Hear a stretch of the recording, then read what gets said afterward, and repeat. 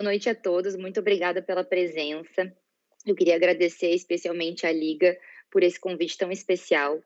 Sempre que eu tenho a oportunidade de falar sobre isso, sobre esse tema da humanização, do autoconhecimento nessa área médica, para mim é um imenso prazer, é algo que me deixa extremamente feliz de ver que isso está tendo espaço na área acadêmica, porque é algo que eu acredito como muito importante na formação profissional. Seja qual for o estágio, seja no começo, seja alguém que já está mais maduro profissionalmente, eu acho que é um tema extremamente necessário e hoje a gente vai exaurir esse tema aqui. Então, muita gratidão pelo convite.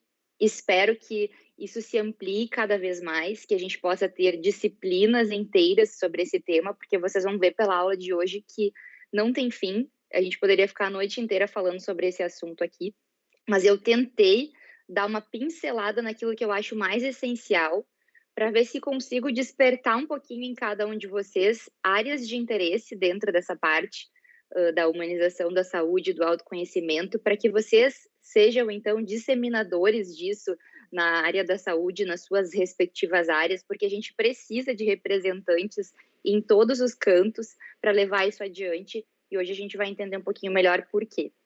Então, anotem as suas dúvidas, fiquem bem à vontade para me contatar depois da palestra também, quem quiser. Eu estou sempre à disposição para a gente falar sobre isso. Vou compartilhar aqui a aula. Não sei onde ela está. Nesse fato. Só um minutinho.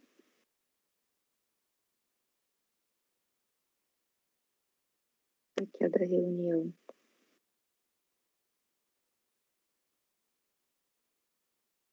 Vamos ver se eu consigo.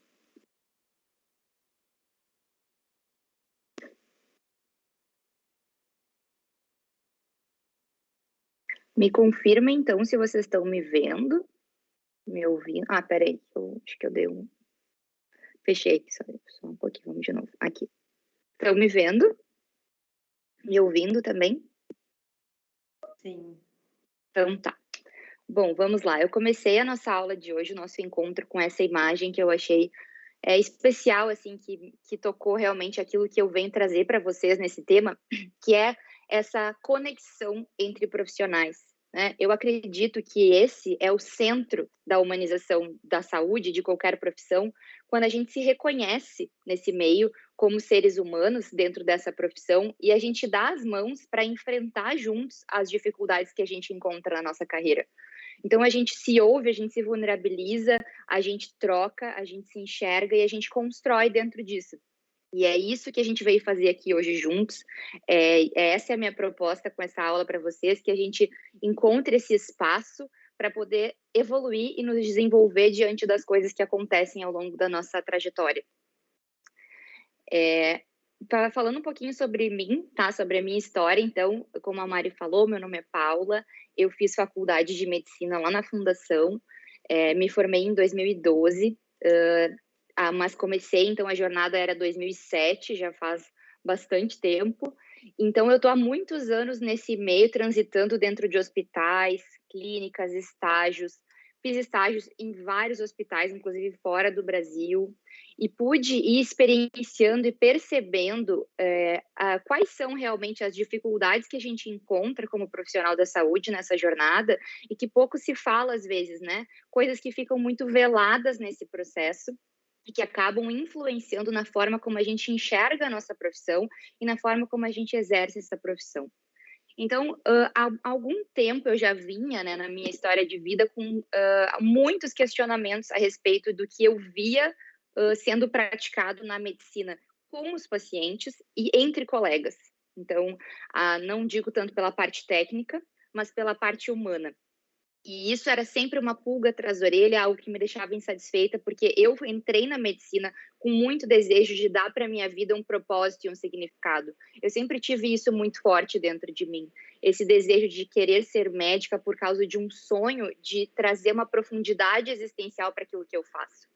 E ao longo da trajetória, isso foi se perdendo por causa das dificuldades no caminho e por causa realmente das obrigações que a gente tem ali, né? Então a gente acaba colocando na frente, muitas vezes, a nossa pressa, a nossa vontade de se formar rápido, a nossa vontade de saber todas as áreas técnicas, e deixa muito de lado essa parte de nos desenvolver como pessoas, né? Nos desenvolver como relacionamento. E eu sentia muita falta disso. Então, eu comecei a trabalhar como otorrino, fiz mestrado, tinha vontade de ser professora, de dar aula, por isso que eu fiz o mestrado. Gostava, sempre gostei muito da parte técnica, gostava das cirurgias, gostava de tudo que eu fazia, sempre gostei muito da medicina. Só que, para mim, faltava alguma coisa existencial na minha profissão. Tava começando a ficar um pouco vazio, tá ficando sem sentido. Então, surgiu uma oportunidade da gente vir aqui para os Estados Unidos por causa do trabalho do meu marido, e a gente migrou para cá, agora fazem 2 anos. E nesse processo, eu decidi que antes de entrar novamente no sistema que já estava acontecendo da forma antiga, eu queria me reinventar, eu queria entender melhor e responder essas perguntas que eu me fazia há tanto tempo. Então, foi aí que eu entrei para esse mundo, né, do desenvolvimento profissional. Então, eu fui fazer uma imersão nessa questão de desenvolvimento profissional, que acabou me levando a descobrir coisas muito profundas sobre o sentido da vida, sobre a filosofia, sobre o autoconhecimento, que começou a abrir várias portinhas na minha cabeça, e eu comecei a entender muito melhor o cenário e o panorama daquilo que envolve a nossa construção profissional. E foi assim que, então, eu comecei a trabalhar com redes sociais, assim, trocando realmente informação ali, trazendo informação daquilo que eu estava aprendendo, e me especializei no Holistic Coach, que é esse coach que integra todas as áreas da vida. Estudei sobre espiritualidade, fui fazer a medicina mente-corpo na faculdade de Harvard, que tem já isso muito forte aqui nos Estados Unidos, e me encantei com o universo que eu encontrei lá, aqui nos Estados Unidos, o que já está acontecendo nessa área. E é isso que eu vou trazer para vocês hoje. Então, o que a gente vai falar essencialmente aqui para a gente se organizar, espero não passar muito do tempo, vou tentar algumas coisas passar mais rapidamente, é como falar sobre esse panorama de cenário de crise interno e externo profissional que a gente vive, e que a gente está vivendo agora mais fortemente por causa da pandemia, como renascer desse processo, o que a gente pode enxergar disso, como fazer um posicionamento profissional mais consciente e humanizado diante dessa situação, o que é a medicina mente-corpo e o que ela tem a ver com autoconhecimento, o poder da resiliência e da espiritualidade e, por fim, as principais lições dessa jornada agrupadas em últimas reflexões. Para começar, então, falando sobre esse cenário de crise interna e externa, né? Para mim, né, olhando para o cenário de crise que o profissional da saúde vive muitas vezes ao longo da sua trajetória, o maior peso que a gente carrega é o da responsabilidade. Então, às vezes, lá muito jovens, ainda trilhando o nosso processo pessoal de se reconhecer na nossa história da vida, a gente já está tomando decisões de extrema responsabilidade e peso na vida de outras pessoas. Então, o profissional de saúde, ele está constantemente tomando decisões importantes, decisões relevantes, e ele tem que conciliar tudo aquilo que ele aprendeu, tudo aquilo que ele sabe, até então, que é limitado, com a vida e a história de outra pessoa que precisa dele. Então, a gente muitas vezes está cuidando do outro, sem ainda ter nem a maturidade e a experiência de vida suficiente para carregar isso com leveza. Porque a gente pode sim carregar a responsabilidade, mas a gente precisa aprender a fazer isso. E muitas vezes a gente cai solto nesse universo de carregar essa responsabilidade e isso fica pesado.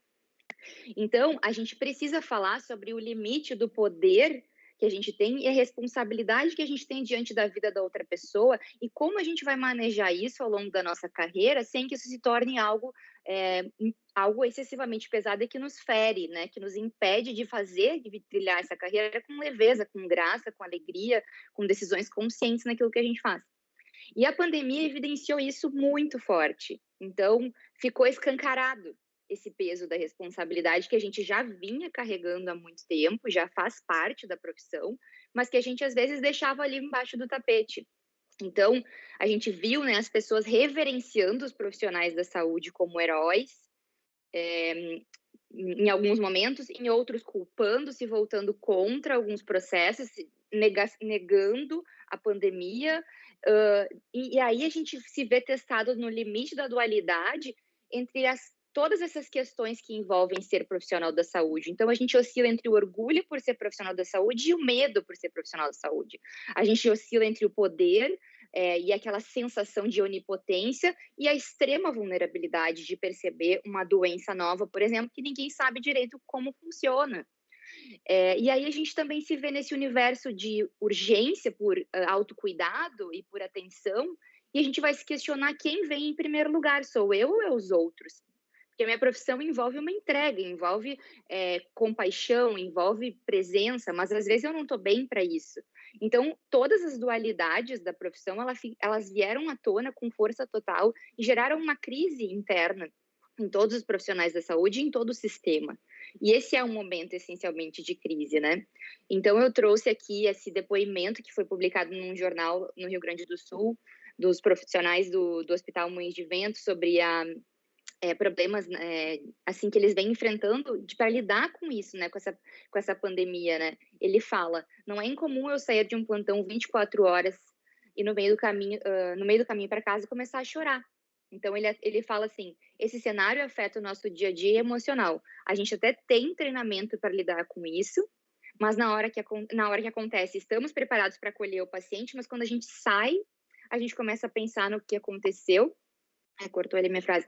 E ele fala, né? E fica triste, fica para baixo, chora, fica deprimido com aquilo. Então, a gente está enfrentando e reconhecendo isso nos nossos colegas diariamente agora com essa crise que a gente está vivendo.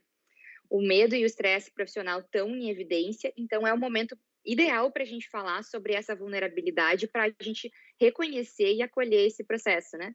Que quando a gente entra nesse estado, a gente entra no nosso modo de sobrevivência, onde a gente já fica mais autoprotetor, a gente fica com evitação social, a gente começa a fazer mais comparações e um medo que às vezes foge do nosso controle. Existe uma expressão surgida ali pela década de 50 que se chama fadiga por compaixão. Não sei se vocês estão familiarizados, mas é algo interessante da gente conhecer que eu trouxe para vocês hoje. É uma forma de estresse pós-traumático secundário a acontecimentos com aqueles que a gente cuida.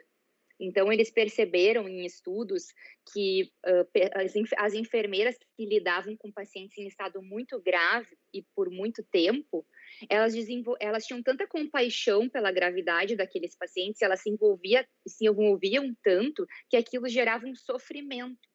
E esse sofrimento gerava uma fadiga, ou seja, elas ficavam exaustas daquele sentimento e começavam a apresentar, depois de um tempo, sintomas de estresse pós-traumático, inclusive a negação, né, o distanciamento, a desumanização daquele atendimento, porque elas não estavam mais em condições emocionais de atender.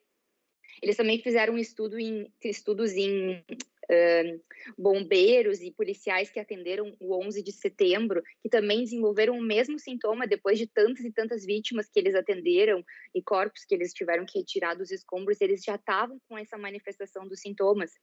Então, esse é atualmente considerado uma das principais ameaças à saúde mental dos profissionais da saúde. É uma síndrome que causa exaustão física e emocional por causa desse curso empático que é natural do ser humano. Todo ser humano ele tem como forma natural de ser a empatia e a compaixão. Se isso não acontece, muitas vezes está bloqueado, muitas vezes está negado em algum ponto ali da nossa existência que a gente não se permitiu acessar o que a gente acessou e houve um sofrimento relacionado a isso. Então, os efeitos disso é a dessensibilização consigo e com os outros, desesperança, sensação de farsa, diminuição do limiar de prazer com a vida, distúrbios do sono, insegurança, dificuldade de produzir, negatividade, coisas que a gente vai, às vezes, se reconhecendo depois de passar por períodos difíceis, por estágios difíceis, por momentos difíceis da nossa carreira. E um dos efeitos também da fadiga por compaixão é o próprio burnout, que é um estado de estresse mais crônico.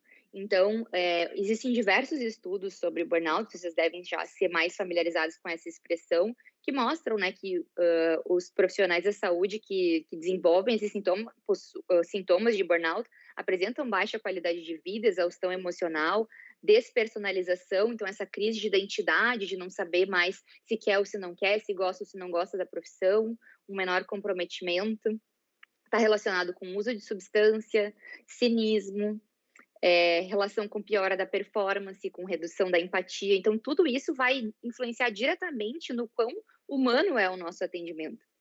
E é por isso que eu gosto tanto de falar nessa linha, quando eu falo sobre humanização, porque de nada adianta a gente esperar que o profissional seja humano se a gente não tornar esse profissional um humano saudável, né? Um humano consciente. Então, isso é importante da gente conectar esses pontos, né? Não só olhar para o paciente, olhar para o profissional. O Medscape lançou agora em janeiro o report deles de burnout dos profissionais da saúde de 2020. Então, foi uma pesquisa feita entre agosto e novembro de 2020, do ano passado, que foi o ano essencialmente da pandemia. E eles avaliaram, então, 12 mil médicos, fizeram a pesquisa, um estudo transversal, uma média de pacientes de 29 especialidades entre 28 e 70 anos. E eu quis trazer para vocês um pouquinho para a gente ver o que está acontecendo nesse cenário e o que está influenciando esse cenário atualmente. Então, a primeira coisa que chama atenção é que, e que já é comprovado por outros estudos de burnout também, que é o fator de risco de mulher, né? Então, as mulheres apresentaram mais sintomas de burnout do que os homens, o que continua sendo algo que já vinha sendo comprovado. Isso também chamou muita atenção, que a pandemia pode sim ter agravado, mas não é só pela pandemia que os profissionais estão estressados, cansados e desumanizados. Já era antes, né? 79% já tinha esse sintoma antes da pandemia, já se dizia com um burnout antes da pandemia. É um número bem expressivo, né? Quando perguntado para eles, então, o que contribuía mais para esse cansaço, para esse burnout, as 3 coisas principais que apareceram foram as burocracias do sistema, a carga horária, o tempo que eles passavam no trabalho e os relacionamentos profissionais. Olha de novo aqui o que eu falei para vocês no começo, a forma como a gente se conecta com os nossos colegas, com a nossa equipe, né? Porque a gente às vezes tem uma mania de separar as profissões da saúde, mas é tudo uma grande equipe de colaboração. E essas relações têm uma grande influência na nossa humanização e no nosso atendimento, na nossa qualidade de vida profissional. Então, isso chama muita atenção aqui dessa pesquisa. Aqui também é uma parte muito legal que eu achei, que é como esses médicos estão lidando com esse burnout. Então, aquelas são as causas de estresse aqui, como que eles estão lidando. E o que me chamou a atenção, dessa lista inteira que eles mostram para vocês, 4 coisas são positivas: fazer exercício, falar com a família, com os amigos, sono e música. Todas as outras são coisas extremamente autodestrutivas: o isolamento social, a alimentação ruim, né, o fast food, álcool, compulsão alimentar, medicações, cigarro e drogas. Então, olhem isso, os profissionais da saúde que estão cuidando de outras pessoas, no momento em que eles precisam ser vistos, se conhecer e saber como lidar com as situações difíceis e de estresse, eles não são acolhidos e eles não têm orientação e também não foram ensinados a fazer isso na faculdade, que é uma oportunidade que a gente tem de fazer isso. Então, de crescer como ser humano, não só na parte técnica, mas também na nossa parte pessoal. Então, isso tudo me chama muita atenção. Na área, tem vários estudos também falando sobre estudantes de medicina, então, como que isso impacta na faculdade. Eu trouxe as coisas que eu achei mais relevantes, assim, que eu encontrei para pincelar para vocês. Então, uma das coisas que eu achei interessante, que eles sugerem que tanto os eventos pessoais quanto os curriculares estão relacionados ao burnout entre estudantes de medicina e que é muito comum durante a faculdade acontecerem eventos pessoais que agravam esse estado de burnout. Então, 37%, nesse estudo, 37% dos alunos experienciaram eventos pessoais difíceis durante a faculdade que eram negligenciados. Então, a faculdade estava acontecendo, a prova, a monitoria, o estágio, às vezes uma quase adolescente de 18, 19 anos atendendo na UTI, né? Coisas difíceis, e perdendo familiares, passando por separações, passando por dificuldades, passando por doenças pessoais. Então, são coisas que a gente realmente, literalmente, põe para baixo do tapete e começa aí já uma desconexão, né, do profissional com aquilo que ele precisa ser ali naquele processo, que é alguém inteiro, alguém pronto para ajudar os outros.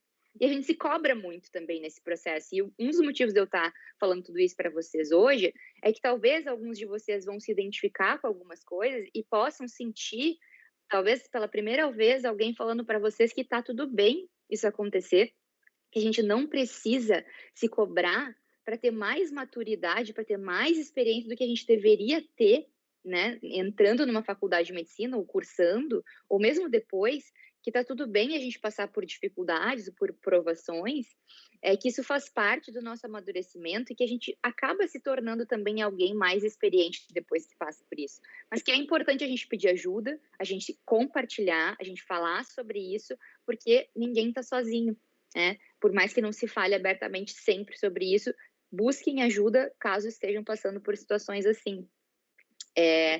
Duas coisas que me chamaram a atenção também é que havia um pico de depressão no segundo ano da faculdade, e essa questão também achei muito relevante, né? Que os alunos da faculdade, eles tinham menos acontecimentos positivos no ano do que os alunos da mesma idade da população geral, do que os jovens. Ou seja, além de ser difícil, ser desafiador, ainda por cima, eles têm menos oportunidade, talvez, de viver eventos positivos, porque adiam muitas coisas na sua vida por causa do envolvimento que a faculdade gera. Então, é importante a gente lembrar que, como estudantes de medicina ou de qualquer área da saúde, a gente está em situação de vulnerabilidade. E a gente pode e deve pedir ajuda e buscar se autoconhecer e se reconhecer com consciência para descobrir essas coisas que a gente precisa trazer para nossa vida para nos dar força, que é o que a gente vai dar uma explorada hoje. Então, isso tudo, né, é a humanização com autoconhecimento. O autoconhecimento é um pilar da humanização. A gente vai atender os nossos pacientes de uma forma diferente no momento em que a gente estiver forte, que a gente estiver humanizado, que a gente se tornar humano, né? E depois de viver essas grandes crises, vem grandes transformações. Então, provavelmente todo mundo que passa por uma faculdade de saúde, em algum momento vai viver uma pequena crise existencial, que vai se encontrar aí também com uma crise existencial pessoal, que é o processo do amadurecimento, que é exatamente a fase em que a gente está, em que a gente acaba passando pela faculdade, muitas vezes, que é uma fase da juventude. Isso faz parte, isso é normal, a gente tem como enfrentar isso com resiliência, se enxergando, porque sempre depois dessas crises vem uma grande transformação. Fiz uma reflexão histórica aqui com vocês, para trazer um pouco de temas, né, diferentes que eu gosto de trazer nas aulas, que é a respeito da peste que aconteceu lá na Idade Média, né, no século XIV, que foi a maior pandemia até hoje, foi maior do que o Covid, graças a Deus, não é o que o Covid não está naquela proporção, que dissipou aí 30%, 60% da população da Europa, e eles fizeram uma análise histórica do o que aconteceu depois da crise, né, dessa grande crise de saúde que teve na humanidade. Então, coisas que eu achei interessantes para a gente ver como as coisas se transformam, como as coisas renascem depois de uma grande dificuldade, né? Houve uma valorização da mão de obra de serviços, né? Porque as pessoas, então, diminuiu a população, os serviços começaram a ser mais valorizados e as pessoas começaram a trocar, sair do campo para poder se especializar em outras áreas.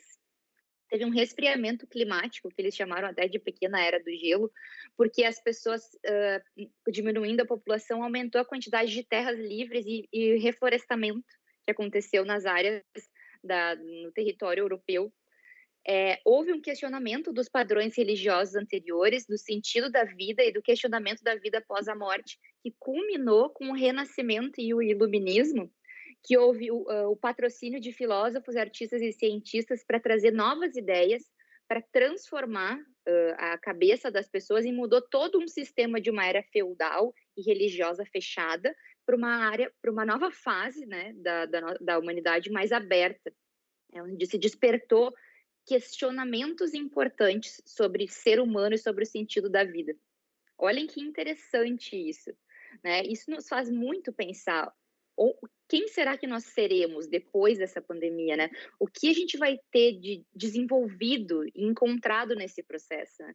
Nós vamos renascer também, de alguma forma, porque todo questionamento é um contato com o infinito. Então, quando a gente questiona, a gente quebra paradigma, a gente deixa o antigo para trás e a gente se permite acessar um universo de novas possibilidades, um universo inteiro de inovação que vem para a gente, que vai se apresentando para a gente aos poucos, assim que a gente vai se recuperando e se levantando daquilo que foi perdido e que é difícil também, às vezes, de perder. Então, a gente está numa fase de tomada de consciência, que chamam de awareness aqui nos Estados Unidos, né? Que a gente passa pelo turbilhão, passa por aquela questão, pela adrenalina do processo de estresse, né? E começa a baixar e começa a se perguntar para onde a gente está indo e o que a gente vai fazer, né? E vai nos levando para um lugar de tomar decisões que são cada vez mais inteligentes e conscientes, que impulsionam o cenário de evolução pessoal e coletiva. Ou seja, quando a gente questiona, quando a gente rompe paradigma, a gente tem essa oportunidade de tornar as nossas decisões melhores, mais evoluídas. E assim a gente se torna humano, mais humanizado, porque a gente começa a enxergar o cenário coletivo de uma forma diferente. Né? Especialmente quando a gente passa por uma situação de tanta vulnerabilidade, que a gente enxerga o ser humano na sua necessidade real. Então, a gente está automaticamente tornando tudo diferente, queira ou não, a partir do que está acontecendo. E aí a gente vai começar a entender a importância que surge da resiliência e da adaptabilidade. A gente vai desenvolver isso ao longo desse processo, queira ou não. E vai surgir o questionamento ao infinito de como posso me reinventar profissionalmente diante de uma crise, né? O que vai sobrar de mim? Quem serei eu depois de tudo isso? E aí que eu vou explorar com vocês um pouquinho de como a gente vai então poder se levantar e se reinventar diante de tudo isso que aconteceu e que acontece né, nesse processo né, da saúde, de profissional da saúde. Bom, primeira coisa, posicionamento profissional consciente e atualizado. O que isso significa?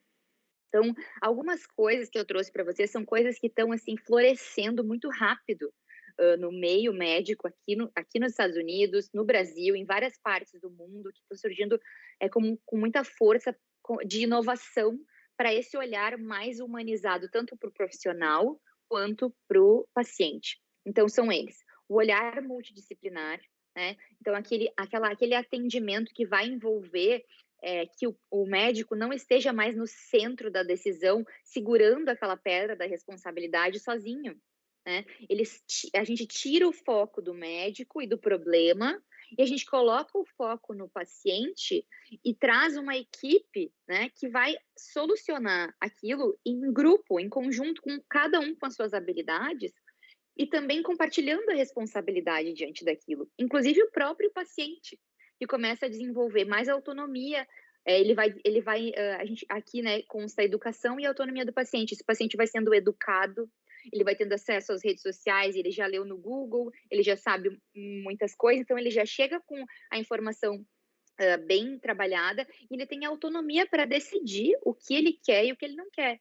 E o médico acaba sendo um mediador, né? Ele acaba sendo um informador, um conselheiro sábio daquele processo, porque ele estuda, sabe e consegue guiar o paciente, ajudá-lo a tomar a melhor decisão. Mas vai tirando aquela sobrecarga do modelo antigo de que o médico só dizia o sim ou não e o paciente e a equipe precisava acolher e correr atrás daquela necessidade. Então, é uma visão mais compartilhada que é boa para todos, né? Que troca de lugar todo mundo, mas todo mundo abraça a causa juntos e beneficia o paciente.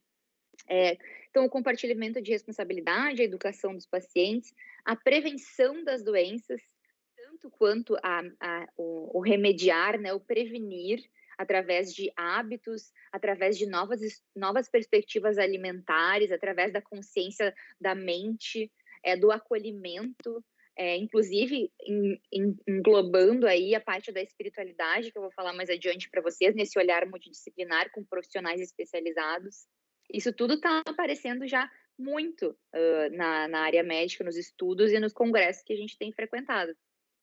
O uso de novas tecnologias como um facilitador. Então, tu começa a olhar o paciente como um ser individualizado, enxergar que cada paciente tem as suas peculiaridades, as suas necessidades individuais, cada paciente, né, é um universo inteiro.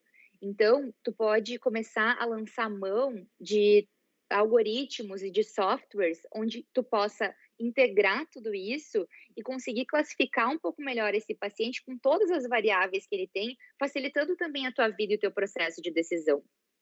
A gente tem surgindo aí também o atendimento remoto, as aulas online, os cursos online. Então, a tecnologia aproximando as pessoas, né, para a gente entregar um trabalho diferente e mais avançado, que avança mais rápido também. Não é como antes, que para fazer uma pesquisa tu precisava ficar dias na biblioteca fazendo a referência bibliográfica lá. Tudo mudou e está mudando muito rápido. E tudo isso vai facilitar a vida do profissional se o profissional se atualizar e souber usar isso a seu favor, né? Não resistir a isso também, não ficar nadando contra a maré.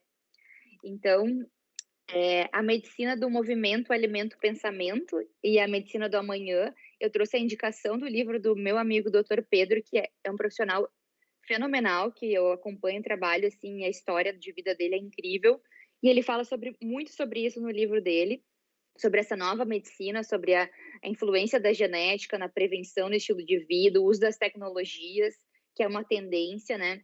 Toda essa parte também do movimento associado ao yoga, aos exercícios físicos, a uma alimentação consciente, o conciliamento do pensamento, isso tudo vai trazer uma nova medicina mais humanizada, mais integrada, que vai transformar, que está transformando já a nossa maneira de enxergar as doenças, de enxergar a trajetória de vida, que faz parte desse grande pacote que a gente chama de humanização, né?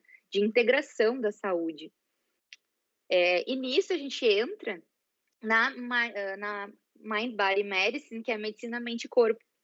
A medicina mente-corpo está mais alinhada com essa parte do pensamento, porque ela vem muito como um fruto dessa pesquisa feita pelo Dr. Henry Benson na área de mindfulness, né, meditação e mindfulness. Então, eu quero explicar um pouquinho para vocês o que é essa medicina mente-corpo e qual a relação que ela tem, então, com essa nova medicina que está surgindo, mais integrada, mais consciente e mais multidisciplinar. O Dr. Benson Henry, ele fez uma pesquisa há muitos anos atrás com monges, né, que meditavam. Ele trouxe esses monges lá do Oriente para fazer uma pesquisa a respeito especificamente do efeito que a meditação tinha na vida dessas pessoas, né? Então, muitas pessoas, às vezes, quando a gente fala em mindfulness, meditação, acham que tem necessariamente uma associação com religiosidade e espiritualidade, e na verdade não. O que acontece? Essa técnica, ela foi inspirada, ela foi tirada, né? Tirada não é a palavra certa, mas ela foi inspirada na meditação, que é algo milenar, que é algo que é feito até antes de se conhecer o budismo em si como religião, era feita já na nossa ancestralidade bem precoce. Existem registros, né, de pessoas meditando já em imagens nas cavernas antigas, lá da época do homem das cavernas, então já é algo que o homem faz há muito tempo. Isso foi trazido ao longo do tempo por algumas nuances aqui nos Estados Unidos, entre elas o Dr. Benson, e ele começou a perceber que existia realmente uma diferença na questão metabólica, na resposta dessas pessoas ao estresse, depois de passar por horas de meditação, né? Diferenças na parte eletroencefalográfica, e começou a abrir esse campo, né? Foi uma das pessoas que abriu esse campo de pesquisa da área de meditação e mindfulness. Então, esse ano passado, eu participei de um grande congresso aqui, que eu aconselho, inclusive, quem se interessar, a dar uma olhada, que é o Mind Body Medicine Course, que foi incrível, assim, até relatar essa experiência para mim é maravilhoso para influenciar vocês a terem esse interesse, mas eram, assim, 10 salas simultâneas falando sobre os efeitos da medicina mente-corpo em várias especialidades, em várias áreas, inclusive na área da otorrino, na parte de sono, na parte da psiquiatria, na parte de tudo que vocês podem imaginar, assim, endocrinologia, reumatologia, tudo isso sendo discutido por médicos especializadíssimos da Universidade de Harvard, as salas lotadas, e tu podia sentir realmente o quanto aquilo está crescendo, o quanto as evidências são concisas a respeito do benefício que existe desse processo. A resposta do relaxamento, como que ela acontece essencialmente, assim, pincelando para vocês, né? Por que que isso tá vindo com força total? Porque ela é baseada no entendimento do que significa o estresse. E o estresse, se vocês forem ver, é a doença da era moderna, né? Ela é algo muito prevalente, é algo que existe em tudo que a gente faz, que é uma consequência também da tecnologia, que é uma consequência de tudo que a gente vive, da forma que a gente vive, né? Do nosso sedentarismo, da nossa hiperpreocupação, do nossa hiperfoco naquelas coisas que são mentais e a nossa desconexão, às vezes, com o nosso próprio corpo, com o nosso próprio sentir. Então, a medicina mente-corpo, ela estuda basicamente o reflexo de relaxamento, que é a cura para o estresse, digamos assim, que é o manejo do estresse, né? Então, a gente sabe que o estresse, ele acaba reduzindo a nossa capacidade de solucionar os problemas de forma inteligente, mas muito mais do que isso. As pesquisas sobre estresse mostram que a gente vai se adaptando ao estresse. Então, é um mecanismo chamado alostasia e adaptação ao estresse. A gente passa pelo estresse ao longo da vida e vai se adaptando, a ponto que o corpo reduz a percepção dele da liberação do cortisol.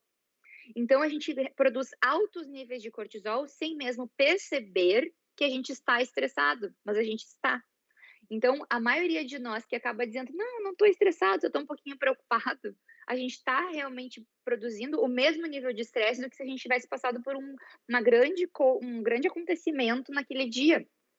E isso vai causando na gente uma liberação crônica de adrenalina e uma ativação do nosso sistema adrenal, que gera uma série de efeitos metabólicos no nosso sistema e na nossa genética, que influencia diretamente na nossa vida e nas doenças que a gente desenvolve.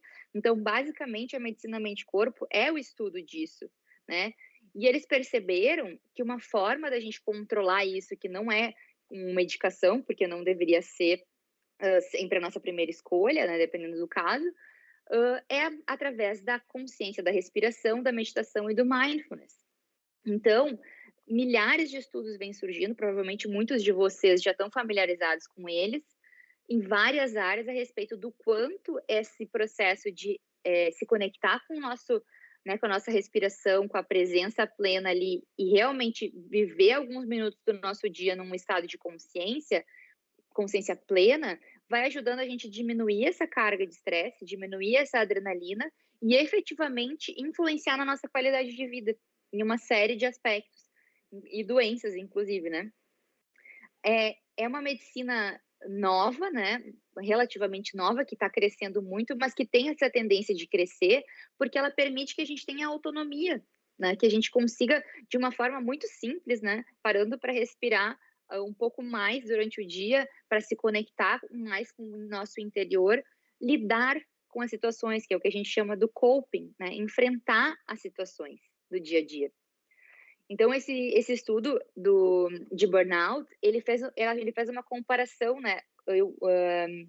Como ficavam os pacientes com burnout, os profissionais da saúde com burnout, usando mindfulness e compaixão.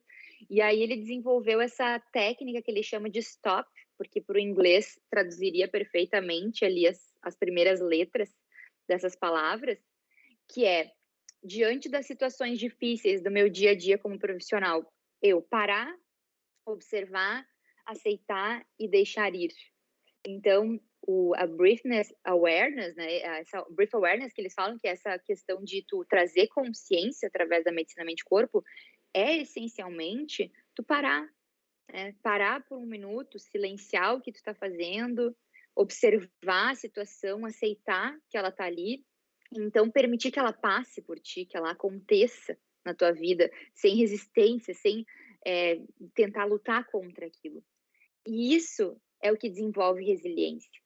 É a gente aceitar as coisas que estão acontecendo como parte daquilo que somos, sem resistir a esse processo e permitir que o que está acontecendo ali nos transforme, talvez, naquilo que a gente precisa se transformar, nos amadureça, né, nos convide para um novo lugar daquilo que somos.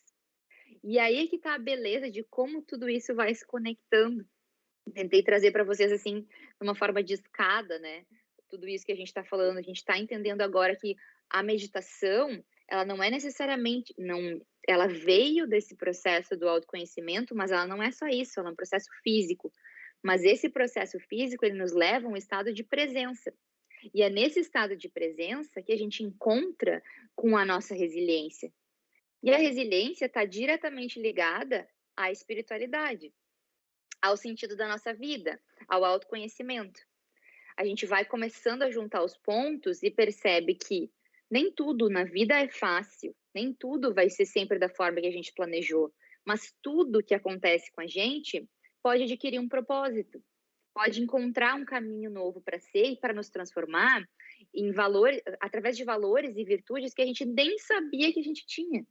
Então, como é importante a gente não negar as nossas crises, mas sim acolhê-las com esse respeito, se deixar transformar, se deixar sentir algumas coisas que a gente precisa sentir, mas saber que existe um recomeço, existe uma reinvenção para tudo aquilo que a gente vive. E é essa conexão de pontos que a gente precisa fazer da nossa profissão e da nossa vida pessoal com aquilo que somos para encontrar um propósito na nossa existência, que nada mais é do que um significado. A palavra propósito significa significado. Então, quando a gente busca um propósito, muitas pessoas pensam, eu preciso ter um propósito, eu preciso ser um herói, salvar o mundo, salvar as pessoas, ajudar os outros. Isso não é um propósito. Propósito é dar significado para a nossa vida. Se for ajudando as pessoas, que maravilha, que bom, mas às vezes não é. Às vezes é ajudando as pessoas indiretamente. Às vezes é estudando profundamente uma técnica importantíssima que vai ser a cura do coronavírus. Então, o mais importante é a gente sempre voltar para reconciliar com esse estado de presença e consciência, com autoconhecimento e resgatar o significado da nossa vida, o significado de quem a gente é.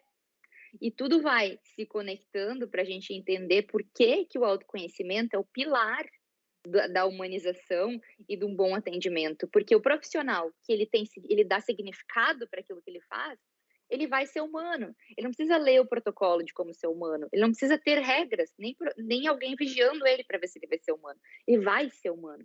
Porque ele sabe o significado daquilo que ele está fazendo. Ele acorda com vontade de fazer aquilo que ele está fazendo. E é assim que deveria ser. E aí a gente vai entendendo esse universo, né? Por que a espiritualidade está surgindo na medicina como um assunto muito, nessa última década, muito forte, muito novo, porque o paciente, a pessoa, né, que tem propósito, que dá esse significado para a sua vida, que vive nessa consciência, ela vai buscar por mais saúde, ela vai buscar por mais consciência. Isso vai facilitar a vida dela. Estudos, né, que já vem muitos estudos aí, quem gostar, eu vou trazer algumas referências também, porque eu sei que o pessoal gosta de se aprofundar, então vocês podem anotar. Estudos de religiosidade e espiritualidade mostrando, né, que ajuda na resiliência dos pacientes, dos profissionais da saúde para lidar com o burnout, para lidar com as situações difíceis, né? A espiritualidade como uma base para lidar com para desenvolver resiliência, para desenvolver senso de pertencimento e senso de propósito. E muito ainda se confunde espiritualidade e religiosidade, e é importante a gente dar uma pincelada nisso também para desfazer de vez essa crença de que precisa se ter uma religião para praticar a espiritualidade, porque não é necessário, né? Religiosidade são sistemas de crenças, que seria essa primeira bolinha, esse primeiro quadradinho. Só que além dessas crenças, existem outras coisas depois disso que estão relacionadas com o conceito de espiritualidade de cada pessoa. Então, todo mundo tem uma comunidade, todo mundo tem um senso de relacionamento com a vida, valores, relacionamentos que nos levam a uma visão de mundo, uma visão de mundo que nos leva à tomada de decisões e as decisões que nos geram autonomia e liberdade. Então, tudo que não envolve essa primeira caixa que diz só sobre crenças é espiritualidade também. Só que o que acontece? A religiosidade está ligada à cultura. de um determinado local, de um determinado país. Então acaba colocando-se em caixas pessoas que têm essa espiritualidade em comum, pautada por um senso religioso e cultural. Mas não necessariamente isso é uma regra e precisa ser levado ao pé da letra. Então a gente pode sempre falar sobre a espiritualidade, tirando essa parte que envolve só a religiosidade, porque muitas pessoas não se dizem religiosas e têm uma espiritualidade muito elevada. E quem diz isso não sou só eu, mas a Sociedade Brasileira de Cardiologia. Inclusive eu indico para quem gosta de conciliar essas partes da medicina com a saúde, com a espiritualidade, porque eles têm uma pesquisa já bem legal, bem extensa a respeito disso, nessa área da cardiologia, investem nisso, dão palestras, falam sobre isso, vocês já provavelmente já ouviram vários deles falando na liga, nas ligas de espiritualidade, e eles essencialmente, né, falam sempre nesse estado de espiritualidade que seria, nesse conceito de espiritualidade que seria onde se encontra o nosso relacionamento com o outro, comigo mesmo e com a minha comunidade. Então, espiritualidade é uma forma de se relacionar também com a vida, né, com o sentido da vida. E isso traz muito significado, esse questionamento traz muito significado para a nossa existência. E eu gosto de trazer essa comparação com esse gráfico aqui, que fala sobre decisão clínica. Vejam bem, decisão clínica, decisão foi a palavra que apareceu nos nossos primeiros slides, onde eu botei o poder e o peso da responsabilidade. Então, exatamente aqui, onde permeia a nossa decisão clínica, é importante a gente abrir a nossa consciência, né, para aquele poder e responsabilidade que a gente tinha lá no começo, que a gente não sabia muito bem como lidar. Abrir essa consciência para perceber que existem uma série de fatores relacionados a essa decisão. Então, a responsabilidade dessa decisão, que é uma consequência, não é só do profissional da saúde, não é só do médico centralizado. Ela envolve todos esses fatores que vocês estão vendo aqui. Então, elas envolvem valores culturais do médico e do paciente, valores pessoais do médico e do paciente, a experiência individual de vida de cada um, fatores educacionais, as políticas de saúde, os padrões da comunidade, o tempo, o dinheiro envolvido, o financiamento daquele processo, dados, né, pesquisas, ensaios clínicos, revisões sistemáticas, então as evidências. Então, às vezes, a gente coloca muito peso na decisão do médico sozinho. Mas essa decisão clínica não envolve só aquilo que o médico acredita e sabe, envolve todos esses outros fatores que vão nos ajudar a descentralizar o peso dessa responsabilidade e realmente colocar o médico como um mediador sábio dessas decisões, mas não como alguém que carrega sozinho esse peso. E é assim que a gente humaniza, né? Porque a gente está considerando aqui os valores da pessoa, a gente está considerando aqui as decisões dessa pessoa, a sua espiritualidade também, quem sabe, né? Os seus desejos, aquilo que ela acredita, junto com todas as outras coisas, né? A ética, o conhecimento, os guias clínicos. Então, olhem que bonito que é a gente entender o atendimento dessa perspectiva e tirar o peso só da gente, né? Só daquilo que a gente aprendeu e sabe como profissional. Isso vai trazendo leveza, vai trazendo sentido para aquilo que a gente faz. A espiritualidade e a religiosidade, segundo Koenig, estão diretamente relacionadas com a saúde, né? Então, eu trouxe o nome dele porque sempre me pedem referências e ele, para mim, é uma das maiores referências que tem nessa área. Isso, inclusive, é um livro dele maravilhoso. Então, é aqui que a gente vai incluir, né, nesse algoritmo clínico de decisão clínica, esse aspecto do paciente, que é esse olhar subjetivo que ele tem da vida, né, além da religiosidade e espiritualidade, essa capacidade e esse respeito que a gente tem que dar para o paciente de enxergar a situação do ponto de vista dele e de expor isso, né, de ser acolhido nisso. Isso vai causar maior sensação de bem-estar, otimismo, esperança, propósito, né? E tem uma associação inversa com várias doenças, como depressão, ansiedade, suicídio e abuso de substâncias, inclusive, que são coisas que aparecem bastante nos profissionais da saúde e burnout. Então, a gente vai linkando tudo, como eu falei para vocês, decisão clínica, vida profissional, vida pessoal, a minha espiritualidade, né? Como profissional também, pessoas, pacientes, que também somos, às vezes, desenvolver isso na gente, fazer essa busca da resiliência, do propósito, vai integrando tudo e trazendo uma coerência, trazendo um sentido para tudo isso. Propósito mesmo, significado, como eu falei para vocês. Eu gosto de trazer esse estudo também de referência, que foi um estudo muito bacana que surgiu recentemente, falando sobre o quanto esse senso de propósito e significado traz longevidade. Então, eles fizeram esse estudo em pacientes e perceberam que as pessoas viviam mais tempo quando elas tinham esse senso de significado, né? Quando elas se diziam alguém que sentia que tinha um propósito, que tinha uma conexão com a vida delas, com o sentido daquilo que elas faziam, com a forma como elas viviam, com aquilo que elas estavam passando. Então, é algo que vale a pena a gente olhar, a gente se conhecer, a gente se perguntar, porque traz benefícios não só na parte técnica comprovada teórica, mas na parte prática também das pessoas que experimentam isso, esse contato com algo mais transcendental, com algo mais sensorial, né, do que só mental, do que só aquele nosso raciocínio de sempre. Trazer isso mais para o nosso corpo, para nossa alma, para o nosso sentir, né? Sentir a vida traz propósito e traz muita consistência para esse processo de autoconhecimento profissional. Então, essencialmente, tudo isso que eu venho falando para vocês na aula de hoje é instigá-los a uma busca por significado, né? Buscar o significado da profissão de vocês, pausar quando precisa pausar, se precisa dar um passo para trás, dá um passo para trás. Às vezes um passo para trás significa 2 passos para frente no ano seguinte, se respeitar o seu ritmo, viver com esse olhar de autorrespeito nesse processo profissional, é algo que traz muita estabilidade, muita força para o longo prazo. Às vezes a gente quer muito rapidamente desenvolver a nossa carreira e a gente esquece que nada adianta a gente correr se a gente estiver indo na direção errada. Então a gente precisa parar, a gente precisa respirar, praticar essa atenção plena, trazer a medicina mente-corpo para a nossa vida, para o nosso dia.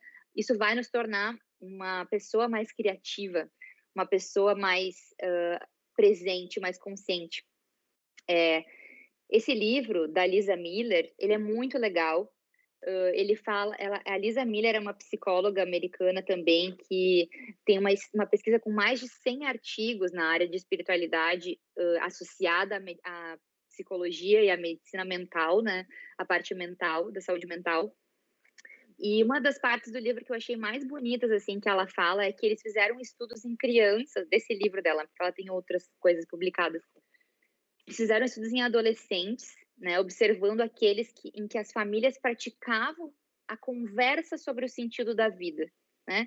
Não era nem religião, né? Era o sentido da vida, realmente, se existisse espaço de diálogo em casa. E aqueles que não, né, que os pais não conseguiam falar sobre isso porque eles mesmos não entendiam. Eles mesmos tinham medo desse tema, não gostavam de se aprofundar. E eles perceberam que essas crianças que eram expostas a isso, elas desenvolviam um maior coeficiente de criatividade, que é algo que está associado em importância para o desenvolvimento da criança, tanto quanto o QI. Então, tem se percebido que essa capacidade da criança e do adolescente ter uma visão transcendental da existência desenvolve esse senso criativo e a capacidade de solucionar problemas, que às vezes é mais importante do que simplesmente o QI, né? Então, a inteligência emocional associada à inteligência mais cognitiva com a criatividade é o que realmente faz um ser humano completo e pronto para evoluir, né? Para ir adiante na espécie humana, naquilo que a gente sabe sobre ser um ser humano evoluído, para dar esses passos. E isso é fantástico. É fantástico a gente perceber que existe essa possibilidade e olhar para isso um pouco além das teorias e da quantidade imensa de livros que lemos sobre técnicas, perceber que nesse espaço vazio da presença existe muita construção, né? Existe muita expansão para ser feita daquilo que somos, que é o autoconhecimento, esse olhar para dentro, esse silêncio que a gente pouco faz. E eu falei para vocês que eu ia compartilhar algumas dicas, então, algumas lições finais sobre o autoconhecimento que eu considero essenciais para esse processo, né, que eu vivi muitos na prática, para trazer para vocês isso mais mastigado. E aí elas estão aqui. Então, a socialização inteligente, né, o poder da comunidade. Então, assim, a gente às vezes leva a socialização para um lugar muito vago, muito vazio, né? A gente se encontra para falar da política, para falar da vida do outro, para falar dos nossos problemas, mas a gente pouco se encontra para se ouvir, né? Para realmente trazer conversas de valor, para trazer uma filosofia para aquela conversa, para trazer uma profundidade, para falar das nossas dificuldades e ser ouvido. Então, buscar essa comunidade inteligente, essa comunidade acolhedora, esses amigos que possam trazer essa riqueza maior para o nosso vocabulário do dia a dia, né?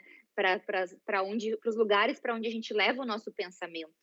Não só para aqueles velhos lugares da reclamação, do pesar, da comparação, mas um lugar de nos elevar mais como ser humano. Né? Desenvolver hobbies que envolvam arte e subjetividade, né? Não só aquele hobby que às vezes é para saciar um desejo imediato nosso de diversão, de rapidez, assim, né, ou às vezes até acaba que a televisão, né, foge um pouco as palavras, mas como é que é? Os seriados, né, a gente às vezes se envolve muito nos seriados e se perde um pouco dessa subjetividade. Então, diversificar os nossos hobbies, né, a gente não precisa desistir daqueles que a gente gosta, mas diversificar. A escrita biográfica, né? Tem uma live no meu Instagram, se alguém quiser assistir, que é muito legal, com a escritora Ana Holanda, que é a escritora desse livro, Como se Encontrar na Escrita, o caminho para despertar a escrita afetuosa. E a gente fala sobre isso, né? Às vezes, eu não sei como começar o autoconhecimento.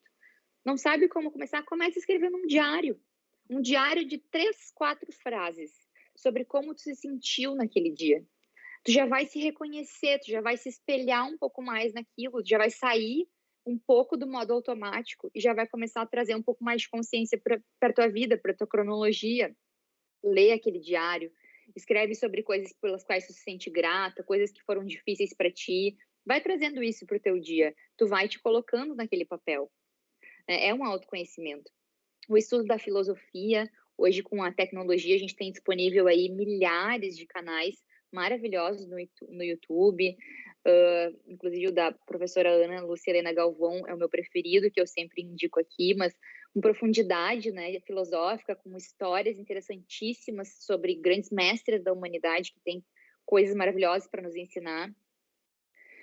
Cursos de desenvolvimento pessoal, como se reconhecer, como desenvolver os seus potenciais, quem eu sou, né? Se fazer essas perguntas, ler livros que tragam profundidade, ter contato com a natureza e, se necessário, sim, buscar orientação profissional, psicoterapia, é excelente para autoconhecimento, existem diversas vertentes que cada um pode se identificar com aquilo que faz mais sentido, mas eu super sempre recomendo também, no processo de autoconhecimento, considerar essa possibilidade.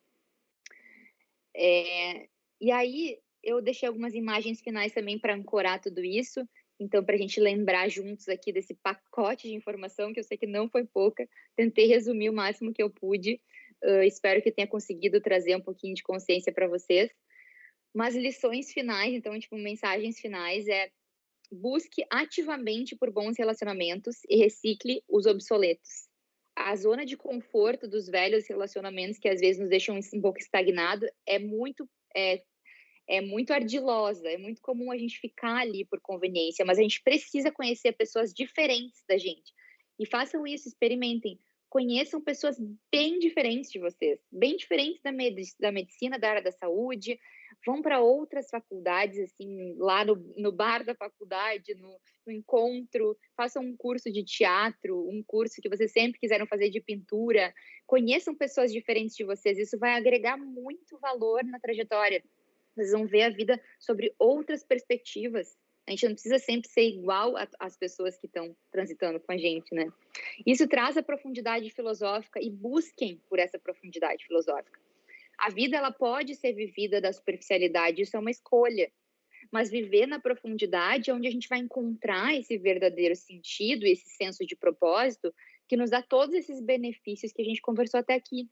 E isso é uma busca. Isso é uma escolha, um mergulho que cada um escolhe dar naquilo que vive, faz, nas suas decisões diárias, nas decisões mais simples do nosso dia, que a gente tem que tomar como responsabilidade. Então, busquem por isso. As preciosidades da vida estão no fundo do mar, né? Estão escondidas no meio dos corais. E a gente precisa buscar. a busca nem sempre é fácil, nem de um dia para o outro. Às vezes é uma busca de uma vida, mas a gente precisa estar em movimento, a gente precisa estar buscando por isso.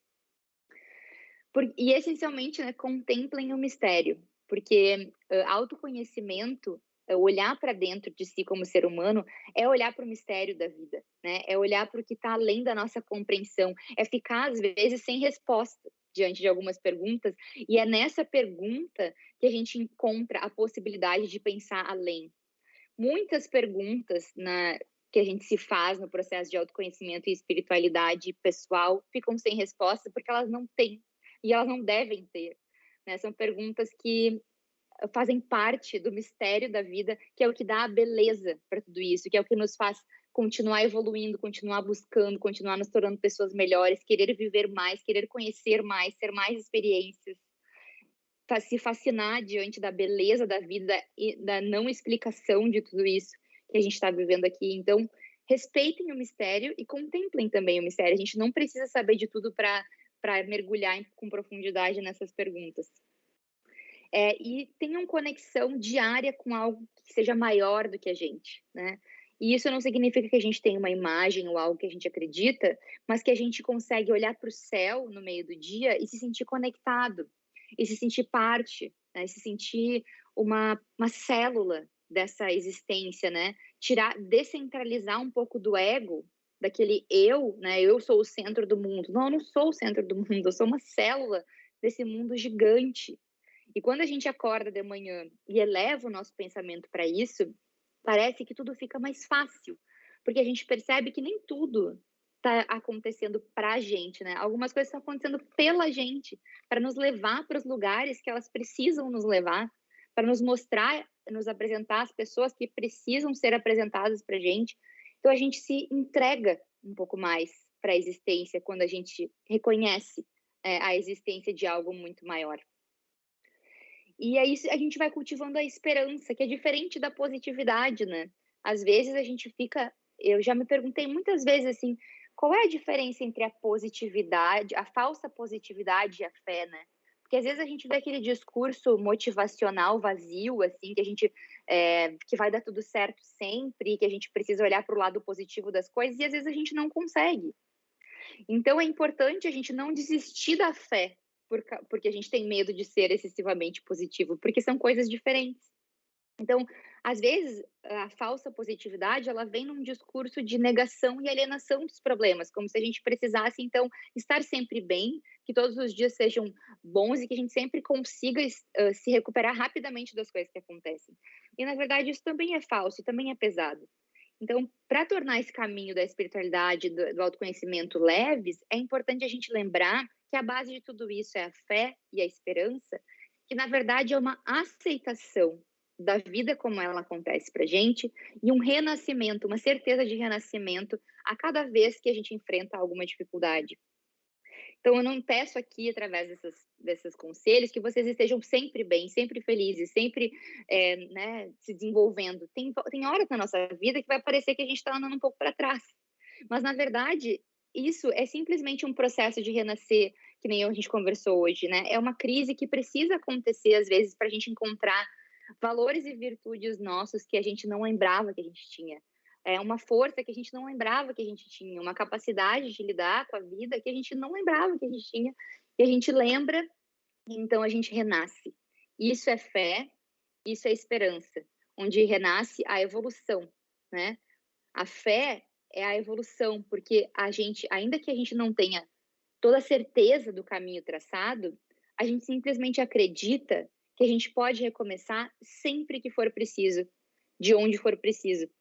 Então, a minha mensagem de hoje é uma mensagem de fé para vocês, uma mensagem de esperança, né, de a gente renascer isso na gente com aceitação, trazer a luz da consciência, né?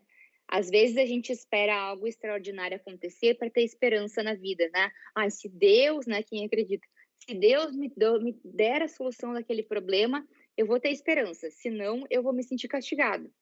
Só que não é assim que as coisas acontecem. O extraordinário, ele se apresenta naturalmente para a gente quando a gente está atento aos detalhes. Então, às vezes, o extraordinário acontece num dia de dificuldade, é naquele amigo que surge no momento mais inesperado e consegue trazer, um almoço para ti com um sorriso no rosto e te dizer que tá tudo bem. Não necessariamente o teu problema que tu tanto espera vai ser solucionado daquela forma, mas tu vai ser amparado, tu vai ser amado por quem está em volta de ti, e aí é que está o extraordinário.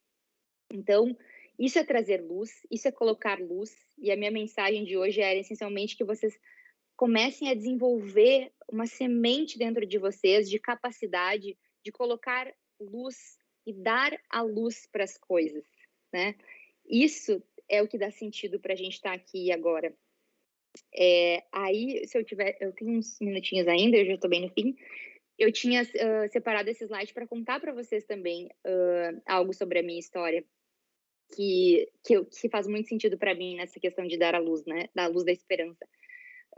Nesse momento da minha vida, eu estou passando por uma fase de muita vulnerabilidade, porque eu estou grávida, né? Estou com 31 semanas aqui.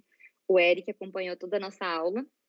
E eu sou uma grávida de pandemia, né? A gravidez de pandemia é uma coisa muito delicada, assim, longe da minha família, aqui nos Estados Unidos.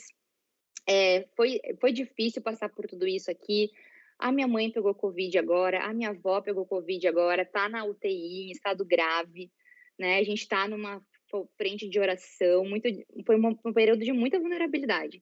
E por muitas vezes, né, eu me perguntei assim, como que eu vou lidar com tudo isso, né? Sem ir para esse caminho da positividade falsa, né? De dizer que não, gente, tá tudo ótimo, né? Porque não tá, gente, tá difícil, tá passando por um momento difícil.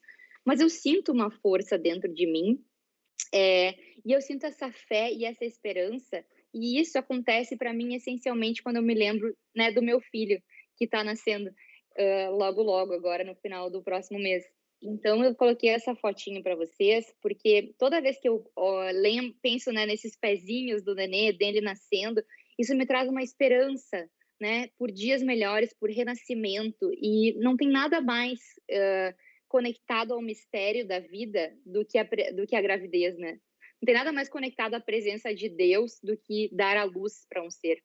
Então, eu refleti muito nesses últimos meses sobre esse aspecto, né, de trazer a luz, de dar a luz da vida, porque mesmo diante de todas essas dificuldades desse processo, eu queria sempre me manter firme para passar para o meu filho essa alegria de viver as coisas boas que existem aqui na nossa vida, as diversas possibilidades que existem apesar das dificuldades e a possibilidade dele nascer nesse momento mesmo tão difícil da humanidade com alegria, né? Com prazer, com felicidade por estar vivo.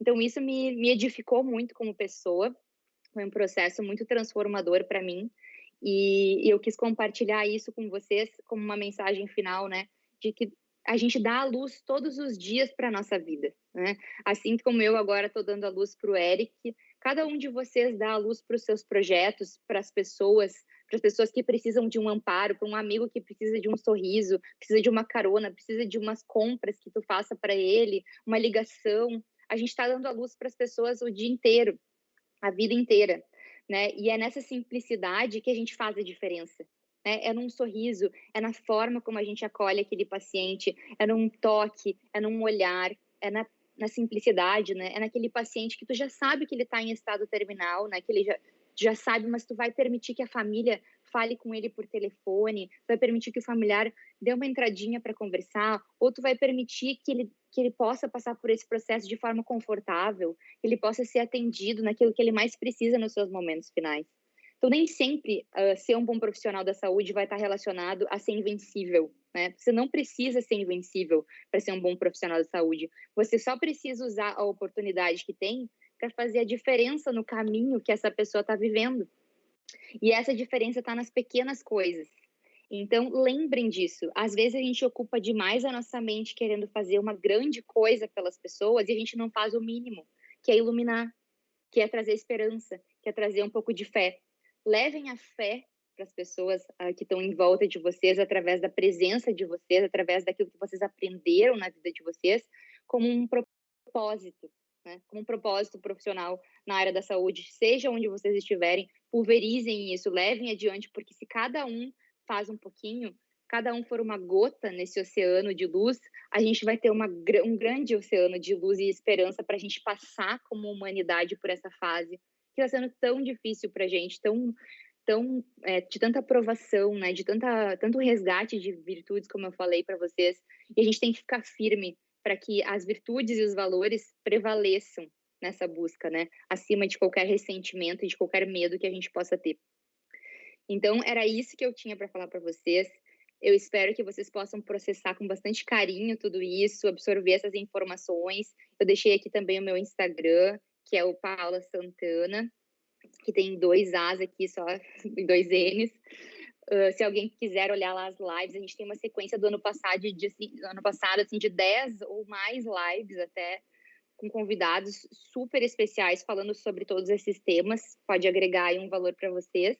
E qualquer dúvida também, me contatem, estou à disposição, estou sempre disponível para a gente falar um pouquinho sobre isso, que é algo que eu acho tão especial. E muito, muito obrigada pelo convite. E agora a gente pode abrir aí para as meninas se tiver alguma dúvida.